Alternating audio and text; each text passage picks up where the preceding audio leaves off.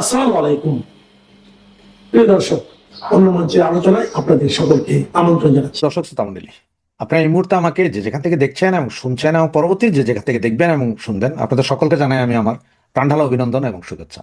তো আজকে আপনারা হেডলাইন এবং ব্যানার দেখে বুঝতেই পারছেন যে কি বলছি, যে খাদ্য তেল এটা মানে টোটাল অর্থনৈতিক নিষেধাজ্ঞা দিচ্ছে ভারত। তো এই জিনিসটা যাওয়ার আগে আপনাদেরকে দুইটা বিষয় একটু আলোচনা করি। সেটা হচ্ছে, আপনারা দেখলেন যে মার্কিন সরকার তারা বলেছে যে বাংলাদেশের খনিজ সম্পদ বা বাংলাদেশের যেসব সম্পদ সাগর গর্ভে বা ভূমিতে আছে এগুলো উত্তোলনের ব্যাপারে মার্কিন সরকারের সাথে চুক্তি নাকি একদম খুব ওয়েল অ্যান্ড গুড চুক্তি হয়েছে। তো এটা আপনি বলার কে স্যার? আপনি তো বলার দরকার নেই। ওয়েল অ্যান্ড গুড হয়েছে কি হয় নাই সেটা নির্ধারণ করবে বাংলাদেশের জনগণ। বাংলাদেশের জনগণ নির্ধারণ করবে যে চুক্তিটা বৈধ না অবৈধ এবং কোন সরকারে করেছে। এটা কি বৈধ সরকার করেছে না অবৈধ সরকার করেছে, সেটা বাংলাদেশ বলবো। আপনি একবারই বলার দরকার কি? তার মানে ডাল মে কুছ কালা হ্যায়, তাই নয় কি ভাইরা? এখন চলেন আসি যে ভারত খাদ্য এবং তেল সবকিছু বন্ধ করবে বলে এটা শোনা যাচ্ছে। আমি আসলে আপনাকে 100% গ্যারেন্টি দিতে পারবো না যে এটাই হচ্ছে, তবে শোনা যাচ্ছে সেটা হচ্ছে যে ভারত তো বৃহৎ দেশ, তো এরা যে কোনো সিদ্ধান্ত নেওয়ার আগে সমস্ত স্টেট যা আছে, যেমন কলকাতা, দিল্লি, চেন্নাই, আরো যা আছে, এদের মনে হয় 52টা না 53টা স্টেট আছে, এরকম কিছু একটা, বা আরো কমও হইতে পারে, সরি আমি জানি না এই বিষয়টা। এনারা সবাই ওই অঞ্চলের যারা আছে মুখ্যমন্ত্রী বা সংসদ সদস্য বা এমপি, যে যেই দলের হোক, সবাই মিলে সমন্বিত সিদ্ধান্ত নেয় রাষ্ট্রের যে কোনো বিষয়ে। যেমন শেখ হাসিনা যখন ভারতে গেলেন, ওনাকে সসম্মানে রাষ্ট্রীয় মর্যাদা রাখা হবে, এটা সর্বদলীয় ঐক্য, সর্বদলীয় সিগনেচার হয়েছিল। সারা ভারতের যত দল আছে, যত এমপি আছে, যত নেতা আছে, সবাই বলছে ওকে, ওনাকে রাখতে হবে। যেমন সেইখানে মুসলমানদের সবচেয়ে বড় নেতা ভারতের ওআইসি, যার নেতৃত্বে 35 কোটি মুসলমান, যার কথা শুনে উনি নিজেও বলছেন যে আপনারা শেখ হাসিনাকে সসম্মানে রাখতে হবে। তো সেইভাবেই এখন নাকি খাদ্য মানে আমাদের উপর টোটাল অর্থনৈতিক নিষেধাজ্ঞা দেওয়ার একটা পরিকল্পনা চলছে, যেটাতে ম্যাক্সিমাম গুলো হয়ে গেছে, কিন্তু সাউথ ব্লকের চিঠিগুলো এখনো আইসা পৌঁছায় নাই। আর আপনারা জানেন যে এত বড় একটা দেশ যে ওদের এক স্টেট থেকে আরেক স্টেটে যাইতে 3 থেকে 4 ঘন্টা লাগে শুধুমাত্র বিমানে। আমরা যারা বিদেশ থেকে বিভিন্ন দেশ থেকে আমরা যখন বাংলাদেশে ঢুকি, আপনারা দেখছেন শুধু ইন্ডিয়ার উপরে 2.5 থেকে 3 ঘন্টা বিমান চালাইতে হয়। তাহলে এটা কত বড় দেশ। এখন কলিকাতা বাংলাদেশের সাথে বা 7টা রাজ্য যে 7 সিস্টার, ওরা আমাদের সাথে, ওরা হয়তো আমাদের প্রবলেমগুলো জানে, কি হচ্ছে না হচ্ছে এগুলো ওরা খবর রাখে। বাকি অন্যান্য ডিস্ট্রিক্টের লোকজন এটার খবরই রাখে না যে কি হচ্ছে বা কোথায় কি চলছে না চলছে, এটা খবরও রাখে না। যেমন আপনারা দেখেন, আমরা যারা ঢাকায় থাকি, ঢাকা আলাদা, সেন্ট মার্টিনে কি চলে কিন্তু এটা খুব একটা খবর রাখে না, বা কক্সবাজারে কি চলছে, বা চিটাঙে যারা থাকে তারা ঢাকার কোথায় কি চলছে, রাজশাহীতে কি চলছে, খুলনায় কি চলছে, এগুলো খবর রাখে না। আমরা এক ডিস্ট্রিক্টে খবর রাখি না, এরপরও রাখি। আর ভারত তো এত বড় এক দেশ, এত হাজার টিভি চ্যানেল, এখানে কে কার খবর রাখে? তো তারা অনেকেই জানে না যে বাংলাদেশ আসলে কি চলছে বা কি হচ্ছে। সুতরাং ভারত সরকার সব স্টেটকে নাকি চিঠি দিয়া জানাইছে যে ওদেরকে বুঝাইছে যে কি কি হইতে যাচ্ছে, বাংলাদেশ কি কি ক্ষতি করতেছে এগুলো নিয়ে। সুতরাং আমাদের উপর একটা অর্থনৈতিক নিষেধাজ্ঞা, মানে আমাদের খাদ্য, পোশাক, তারপর তেল, চাল, ডাল সব কিছুর উপর একটা নিষেধাজ্ঞা, যেগুলো কোনো এক্সপোর্ট আর হবে না। মানে ভারত থেকে কোনো কিছু এক্সপোর্ট বাংলাদেশে করবে না। হ্যাঁ, বাংলাদেশ কিনতে পারে বাইরে থেকে, কোনো সমস্যা নাই। যেমন এই যে গ্যাস, সিলিন্ডার গ্যাস, যেটা আমরা $10 কিনতাম আগে কাতার, কুয়েত এগুলো থেকে, সেটা এখন $14 আমেরিকান কোম্পানি থেকে কিনতে, পিটার হাসের কোম্পানি থেকে। সেভাবে কিনবে, অর্থনীতি কি হলো না হলে সেটা জানার বিষয় না। তো সাউথ ব্লকের সিগনেচারের জন্য নাকি ওয়েট করতেছে। সব কিছু মিলে ভারতে এবার আস্তে আস্তে সিস্টেমে পাইছে হবে। তবে আমেরিকার টেনশন হচ্ছে যে ভাই, চায়নার কোনো মাল কিনো না, এটা কিনবা আমরা আছি, এবার তুমি এটা ঘুরে এবার যে দেশ থেকে কিনবা কিনো, পাকিস্তান থেকে কিনো, টার্কি থেকে কিনো, আর যেখান থেকে কিনবা কিনো। এগুলো হচ্ছে মূল কাহিনী। তো ধন্যবাদ। আসসালামু আলাইকুম। 23 জুন কিছু হয়নি, কিন্তু অনেক কিছু হয়ে গেছে। আমরা যখন প্রথম আলোচনার সূত্রপাত করলাম যে 23 জুন আওয়ামী লীগকে নিয়ে কি হতে পারে, অনেকে আমাদেরকে বলছেন যে ভাই কিচ্ছু হবে না, চুপচাপ থাকেন, দেখেন আওয়ামী লীগ কি করবে, আওয়ামী লীগের সেই শক্তি আছে কিনা। আওয়ামী লীগের শক্তি কি আছে না আছে এটা বোধহয় আমরা জানি না জানি আমাদের সরকার বাহাদুর খুব টের পেয়ে গেছে। দেখেন, আওয়ামী লীগ অপ্রাসঙ্গিক বলা তো হচ্ছে না, তো খুব জোর দিয়ে বলেন এবং এটা বলতে খুব আরাম বোধ করেন যে আওয়ামী লীগ অপ্রাসঙ্গিক। এই অপ্রাসঙ্গিক আওয়ামী লীগ ঠেকাইতে গিয়া তাদের কাছে অপ্রাসঙ্গিক হইলে তাদের কাছে মশা, তো সে মশা মারতে গিয়ে কামান ডাকতে হলো কেন? মশা যখন ডেঙ্গুর চেয়ে ভয়ঙ্কর হয়ে ওঠে তখনই তো কামান ডাকতে হয় নাকি? আওয়ামী লীগ তলে তলে সেটা হয়েছিল কিনা এটা সরকার খুব টের পেয়েছে, তার কাছে ইন্টেলিজেন্সের ইনফরমেশন ছিল বলে দাবি করছে। কি করে নাই, প্রথমে পুলিশ সতর্কতা জারি করলো, তারপরে সেনাবাহিনী মোতায়েন করলো, তারপরে ঢাকা শহরে 18,000 পুলিশ মোতায়েন করলো, তাতেও হইলো না, তারপরে আবার বিজেপি মোতায়েন করলো, তাতেও হইলো না। জামাতে ইসলামী এবং এনসিপি তাদের সাংগঠনিক সমস্ত ক্ষমতা মাঠে প্রদর্শনের চেষ্টা করলো এবং বিএনপিও মাঠে আওয়ামী লীগকে ফেরানোর জন্য পদক্ষেপ। এর মধ্যে দিয়ে একেবারে বিচ্ছিন্ন হবে আওয়ামী লীগ বের হয়নি, বের হয়েছে টুকটাক, যেটা অন্য 23 তারিখের আগে কিছুদিন বের হয়েছে সেই তুলনায় বের হয়। কারণ এটা অনেকেই বুঝতে পারছিল। গতকালকে আমাদের এখানে একজন সম্মানিত আলোচক যেমন রঞ্জন, সে বলছিল মনে আছে যে দিন শেষে যেটা হবে, এরা আরামসে একটা ডিক্লেয়ার দিবে আওয়ামী লীগের সকল ষড়যন্ত্র নস্যাৎ করে দিছে, এবং বিএনপি কমিশনার কিন্তু আজকে এটাই বলছে যে আওয়ামী লীগের ষড়যন্ত্র ব্যর্থ করে দিয়েছে।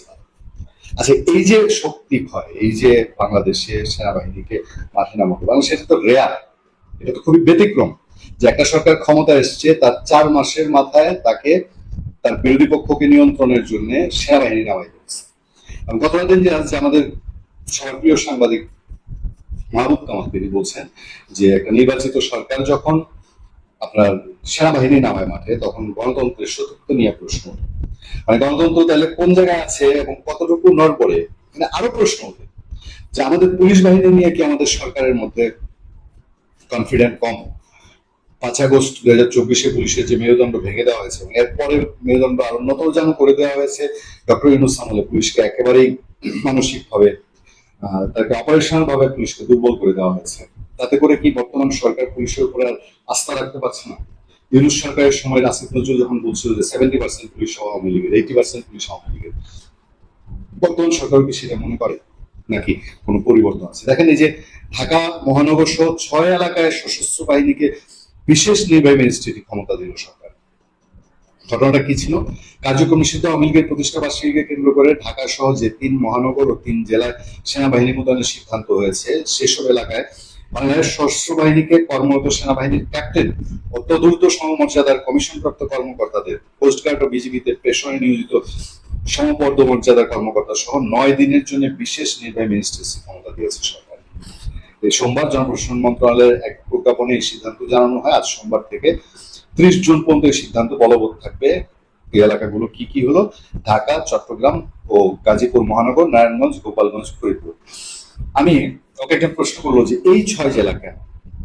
আমার কাছে বিষয়টা খুব পরিষ্কার। 6 জেলা ঢাকা রাজধানী, আর রাজধানীকে নিরাপদ রাখতে হলে রাজধানীর প্রবেশদ্বারগুলোকে নিরাপদ রাখতে হয়। তাহলে প্রবেশদ্বার কোথায়? নারায়ণগঞ্জে একটা, এই প্রবেশদ্বারটা সুতরাং নারায়ণগঞ্জেও সেনাবাহিনী মোতায়েন, ঢাকায় মোতায়েন, আর এদিক দিয়ে গাজীপুর সাথে ঢাকার যোগাযোগ গাজীপুরে সেনা মোতায়েন, আর সাভার তো ঢাকার মধ্যে, সুতরাং সাভার কাপতুলি এটা ট্যাকেল দেওয়া যায়। এর বাইরে চট্টগ্রাম যেহেতু দ্বিতীয় বড় মহানগর বাংলাদেশে, এবং চট্টগ্রামে গত কিছুদিন দেদারসে আওয়ামী লীগ ছাত্রলীগ যুবলীগ মিছিল করছে, এই জন্য চট্টগ্রামে বাড়তি শক্তি প্রয়োগ করছে। আর গোপালগঞ্জ এবং ফরিদপুর খুব স্বাভাবিক, কারণ ওই দুইটা আওয়ামী লীগের পুরো ঘাঁটি। এই যে অবস্থাটা তৈরি হলো, আলটিমেটলি কি পেল সরকার বা আওয়ামী লীগে কি করলো? আওয়ামী লীগ তো কিছুই করেনি। আওয়ামী লীগ কোনো বিতর্কিত দেয়নি, কোনো ডেডলাইনও ঘোষণা করেনি, কিন্তু সরকার ধানমন্ডি 32 নম্বর পর্যন্ত পাহারা দিল এবং 32 নম্বরে একজন সাংবাদিককে জামাতে ইসলামী লোকজন মারপিটও করলো। এসবের মধ্যে দিয়ে আওয়ামী লীগকে কি আদতে দমন করে রাখা সম্ভব? এইভাবে সেনাবাহিনী দিয়ে 2 দিন পর ধরেন সেনাবাহিনীকে 30 তারিখ পর্যন্ত মাঠে রাখার একটা সিদ্ধান্ত হয়েছে। 30 তারিখের পর আওয়ামী লীগ যে আবার কিছু করার চেষ্টা করবে না, এর কি কোনো গ্যারান্টি আছে? ফলে বাংলাদেশ যে একটা অনিশ্চয়তার পথে, সেটা বলতে বলার অপেক্ষা রাখে না। Except Israel or India, except Israel and India চায় এই জামাতিরা, এই আপনারা নাম মনে রাখতে নাম অবশ্যই মনে রেখেছেন। আপনারা দেখেছেন যে জামাতি যে বালিস্টার আছে একটা অরিজিনাল কেসকি বান্দির পোলা, আপনারা ভেবেছেন যে আমরা তাকে ঠাট্টা করে কেসকি বান্দির পোলা বলি, অরিজিনালি কেসকি বান্দির পোলা। এই যে জামাতি যে মালটা আছে না, বালিস্টার শাহরিয়ার, এই বালিস্টার শাহরিয়ার হইতেছে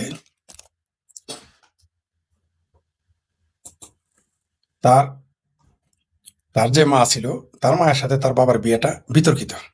আপনারা খোঁজ নিয়েন এই জামাতি বালিস্টারের মায়ের হাঙ্গা কিভাবে হয়েছে তার বাবার সাথে। সুপ্রিয় দর্শক, আপনারা যারা দেখছেন আমাকে জানাবেন যে এখানে আপনারা সুস্পষ্ট শুনতে পাচ্ছেন কিনা, দেখতে পাচ্ছেন কিনা। ইয়েস বা নো বলে জানাবেন। যে চলে আসলাম ফরিদ ভাই, থ্যাংক ইউ ভেরি মাচ। আশা করি আমার কথা আপনারা শুনতে পাচ্ছেন এবং আমাকে দেখতে পাচ্ছেন। শিরোনাম আপনারা দেখেছেন যে অ্যাকসেপ্ট ইসরায়েল অ্যান্ড ইন্ডিয়া।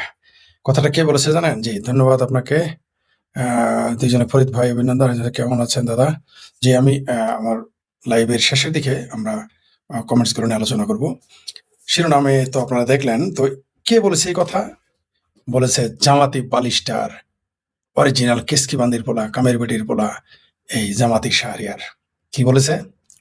বলেছে যে যে বাংলাদেশের পাসপোর্টে শুধু লেখা আছে যে অ্যাকসেপ্ট ইসরায়েল, লেখা আছে মানে এইবার লিখেছে, আমার পাসপোর্টে লেখা নেই, আমার পাসপোর্টে ইসরায়েল অ্যাকসেপ্ট ইসরায়েল লেখা নেই, ইদানিং যুক্ত করা হয়েছে।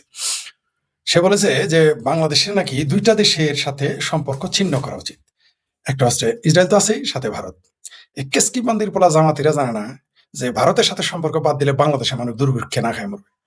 কারণ এরা তো এটাই চায় যে এই যারা বাংলাদেশে পেয়ারা পাকিস্তানি, বাংলাদেশে যারা হেফাজতে পাকিস্তানি, বাংলাদেশে যারা পেয়ারা চরমনাই পাখি, মানে পেয়ারা পাখি চরমনাই, পেয়ারা পাখি সরসিনা, এইরকম পেয়ারা পাখি যারা রয়েছে, সেটা যে কোনো পেয়ারা পাখি, সেটা জাতীয়তাবাদী পেয়ারা পাখি হোক আর অজাতীয়তাবাদী পেয়ারা পাখি হোক, এই পাখিরা চায় যে ভারতের সাথে সম্পর্ক না থাকুক।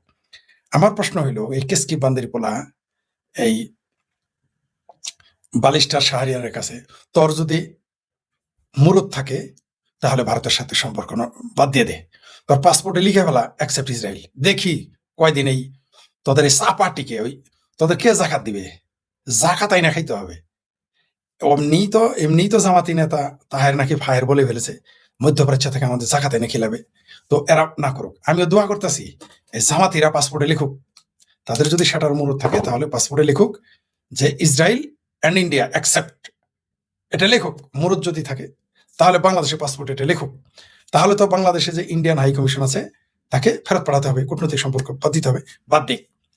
আরে বাবা, ভারতের ভিসা ছাড়া তাই বাংলাদেশে হাহাকার মনে দুর্ভিক্ষ লেগে গেছে। বাংলাদেশের ডিজেল ছাড়া তুমি চলতে পারলা না, আর সাফা মারো তুমি অ্যাকসেপ্ট ইন্ডিয়া ছাড়া চলবা। ওই পাকিস্তানের হাই কমিশনের টাকা খায়া চেঁচামেচি করাই যায়, পাকিস্তানের হাই কমিশনের গোলাম হয়ে কামলা দিয়ে যা ইচ্ছা তাই বলা যায়। দেশ চালানো অত সস্তা না, ওটা বুঝতেছে তারেক ভাইয়া, ওই যে জাতীয় ভাইয়া আছে না তোমাদের, যে জামাতি রাজাকার আলবদরদের যে আসল পৃষ্ঠপোষক, ওটা তারেক ভাইয়া বুঝতেছে যে যে ভারত কাকে বলে। চাইনা যাওয়ার আগে বলছে, কি বলছে? আমরা 3 বৃহৎ শক্তির সাথেই বন্ধুত্ব রেখে চলতে চাই। এই জামাতি বান্দির পোলা, কেসকি বান্দির পোলা শাহরিয়ার কি জানে কোন 3টি দেশের নাম তার জাতীয় ভাইয়া বলেছে তারেক রহমান? একটা হলো আমেরিকা, আর একটা হলো চায়না, আর একটা হলো ভারত। সেটা কি কেসকিবান্দির পোলা জামাতিরা বলেছে? এই কেসকিবান্দির পোলারা জানে? জানে না। এই মূর্খরা সারাদিন পাকিস্তান হাই কমিশন থেকে সদগা আছে আর মিছিল করে, ইন্ডিয়ান হাই কমিশনের দিকে গিয়ে মিছিল করে, পাকিস্তানি সদগা খেয়ে। পাকিস্তান নিজেই তো সদগা নিয়ে চলে। যেই দেশ ভিখারিস্তান, পৃথিবীতে 90% বিদেশি ভিক্ষুক হলো পাকিস্তানিরা, সেই পাকিস্তানের সাথে প্রীতি। বাবারে বাবা, ইসরায়েলের সাথে বাংলাদেশ জানে ইসরায়েলের সাথে কোন 5 পয়সা লস হয়েছে? ইসরায়েলের লস হয়েছে আমাদের। বরং আমরাই যদি ইসরায়েলের সাথে আরে ভাই, মধ্যপ্রাচ্যে যে কামলা দেয় যে দেশে লোক, ইরানে যায় কামলা দেয়, যে ইরান সবচেয়ে দরিদ্র, ইরাকে যায় কামলা দেয়। আরে ভারতে যায় কামের বুয়াগিরি করে। ভারতে গিয়ে এই কেসকি বান্দির পোলা শাহরিয়ার কবির, তুমি আগে ওই 1 থেকে 1.5 কোটি যে বাংলাদেশি মুসলমান ভারতে গিয়ে কামের বুয়াগিরি করে, ভারতে গিয়ে যে দিন মজুরগিরি করে, তাদের আগে ফিরে আনো, চাপা মারো, ভারতের সাথে সম্পর্ক রাখবো। তোমার রাখতে হয়েছে কি ভারতের সাথে? ভারতের সাথে তোমার যদি মুরত থাকে, সেটার মুরত থাকে, তাহলে ভারতের সাথে সম্পর্ক ছেদ করে দেখাও। তুমি পাসপোর্টে লেখো অ্যাকসেপ্ট ইসরায়েল অ্যান্ড অ্যাকসেপ্ট কি ইন্ডিয়া, মুরত থাকে যদি দেখাও।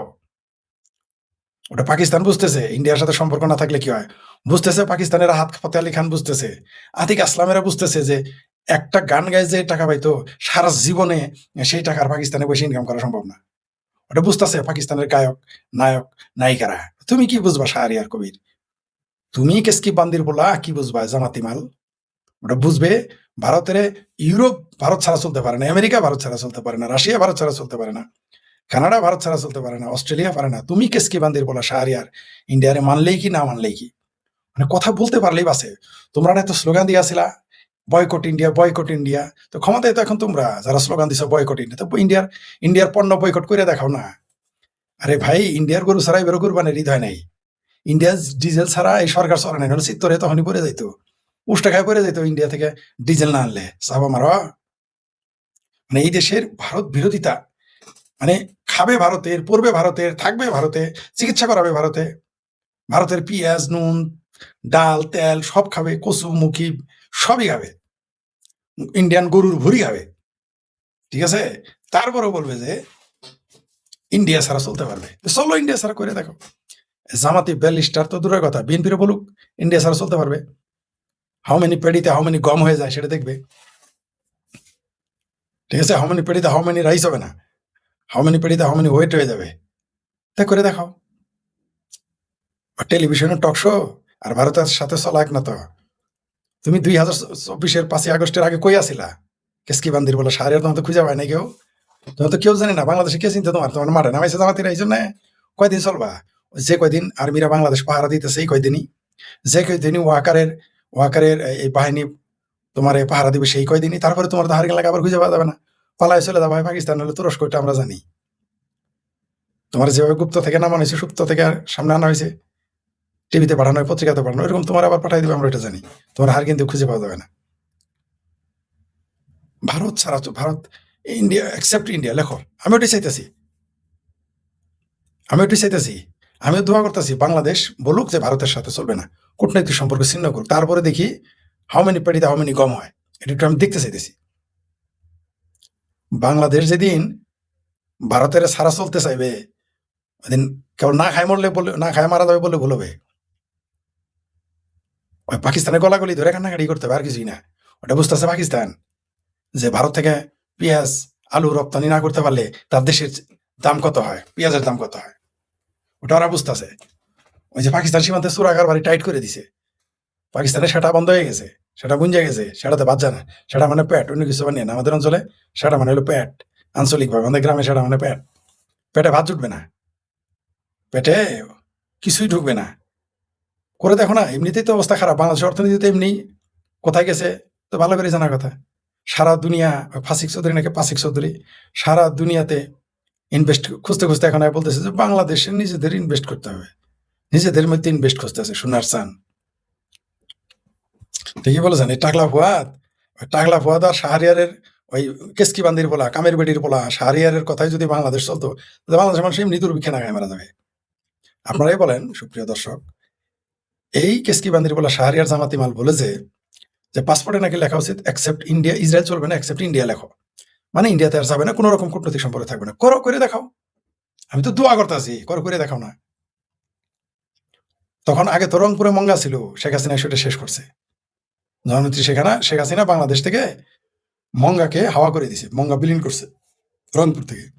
ইন্ডিয়ার সাথে সম্পর্ক শেষ করো, কূটনৈতিক সম্পর্ক শেষ করো, পাসপোর্টে লেখো ইন্ডিয়া যাওয়া যাবে না।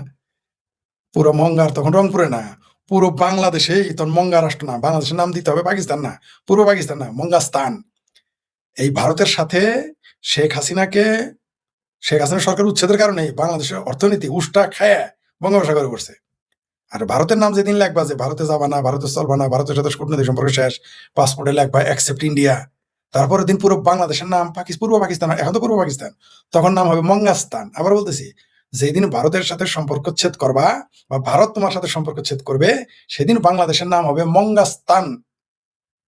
বাংলাদেশও থাকবে না, বাংলাদেশ তো এখনো নাই, পাকিস্তানও নাম থাকবে না, মঙ্গাস্তান। বিশ্বাস হয় না? করে দেখো। ওই যে পাকিস্তানের মতো ভারত বিরোধী জজবা পয়দা করছ, এমনিতে এতিমখানাতে ভরপুর, প্রত্যেক অঞ্চলে এতিমখানা, গিজ গিজ করে এতিমখানা এখনই। তখন বাংলাদেশের নাম হবে মঙ্গাস্তান অথবা এতিমিস্তান, এছাড়া আর কোনো জায়গা হবে না। ওই যে গাজাতে তাও কিছু মানুষ খাদ্য ঠাইতে পাঠাইছো, কারণ মানুষই 15 থেকে 20 লাখ, কিন্তু বাংলাদেশে 18 কোটি মানুষের কে খাওয়াবে? আল্লাহই তো খাওয়াবো না। আর তো আমেরিকা আর পাকিস্তান তো নিজে ভিক্ষাবৃত্তি করে খায়। তুরস্কর পশ্চাৎ দেশ খালে বিলে। ইরান তো হইল মধ্যপ্রাচ্যের সবচেয়ে গরিব রাষ্ট্র। তো এই বাংলাস্তানে ওরূপে আপকামিং মঙ্গাস্তানে কে খাদ্য দিবে? পুরো বাংলাদেশ হয়ে যাবে তখন রোহিঙ্গাস্তান। রোহিঙ্গাদের মতো তাম্বুতে থাকতে হবে। আর কবে জাহাজে করে খাবার আসবে তখন যদি কিছু জুটে, মুরত দেখাও। আমি তো জামাতিদের, আমিও দোয়া করতেছি। এই যে কেসকি বান্দির পোলা অরিজিনাল, কামের বেটির পোলা শাহরিয়ার জামাতি মাল যে বলছে যে ভারতে পাসপোর্টে লেখো অ্যাকসেপ্ট ইন্ডিয়া, ইসরায়েলের মতো, আমিও দোয়া করতেছি বাংলাদেশের লেখক। তারপর একটু দেখতাম বাংলাদেশের কি চায়। বললামই তো, যেদিন ইন্ডিয়ার সাথে সম্পর্ক বন্ধ করে দিবে অথবা ইন্ডিয়া বাংলাদেশের সাথে সম্পর্ক ছেদ করবে, সেদিন বাংলাদেশের নাম হবে মঙ্গাস্তান, বাঙ্গু মঙ্গাস্তান। এই হলো জামাতি মাল। এই শাহরিয়ার আবার বলছে যে এই বলৎকার নিয়ে নাকি বলছে যেগুলো নাকি স্বাভাবিক বিষয়, ওটা নাকি শাসন করে। স্বাভাবিক বিষয়। কত বড় বেহায়া, কত বড় বেহায়া হইলে এই সমস্ত কথা বলতে পারে।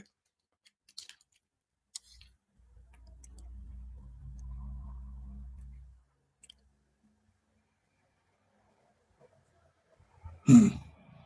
তারপরে এই এই বাঙ্গি এই মঙ্গাস্তানের জামাতি মাল বলছে পাকিস্তানের এই দেশে কোনো ধর্ষণ করেনি, সব করেছে মুক্তিযোদ্ধারা আর ভারতের ফোর্স মিলে, আর দোষ দেয় পাকিস্তানের।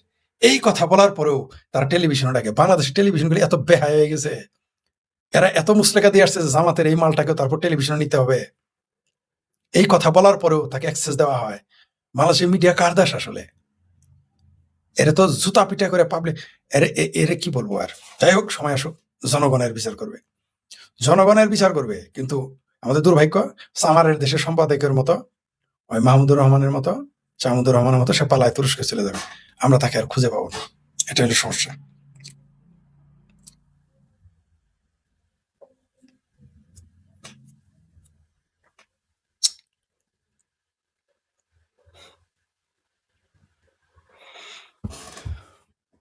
দেখি দেখি কি লিখেছে দর্শকের কিছু কমেন্টস নেই। ভালো থাকবেন, জি ধন্যবাদ ভাই আপনার। জি, মাননীয় ফরিদ ভাইকে, জি না ভাই, আমি এখনো মাননীয় হই নাই ভাই, মাননীয় হতে চাই না। জি, একজন লিখেছেন কাজের বেটি রহিমার পোলা। জি, এই কেসকি বান্দির পোলা হলো অরিজিনালি কামের বেটির পোলা, এই জামাতি ব্যারিস্টার।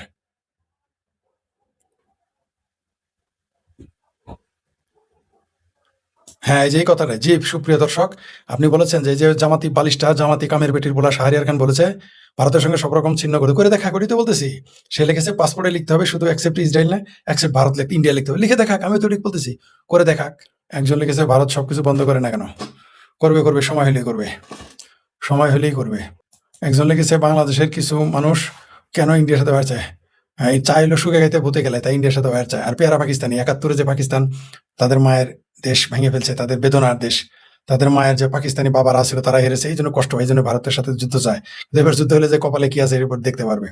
একজন লিখেছেন ফরিদ ভাই সারা দুনিয়াতে মুসলিম ভাইদের যে অপমান করেন তার সাথে, ভাই আমি তো অপমান করি না, মুসলমানই মুসলমানকে অপমান করায়। ভাই ওই যে ৩০ সালে যে ৫ বছরের বাচ্চারে দর্শন করলো, ওটাকে আমি করাইছি? তারপর না ওই খবর না যেতে আবার ৩টা ধর্ষণ করেছে ময়মনসিংহে, মসজিদ এবং মাদ্রাসায়। তো কারা ভাই বদনাম করে? আল্লাহ আকবর বইলা গিয়ে রাস্তার মধ্যে গিয়ে বম ঢম মেরে বসে রাস্তার মধ্যে নামাজ পড়ে গিয়ে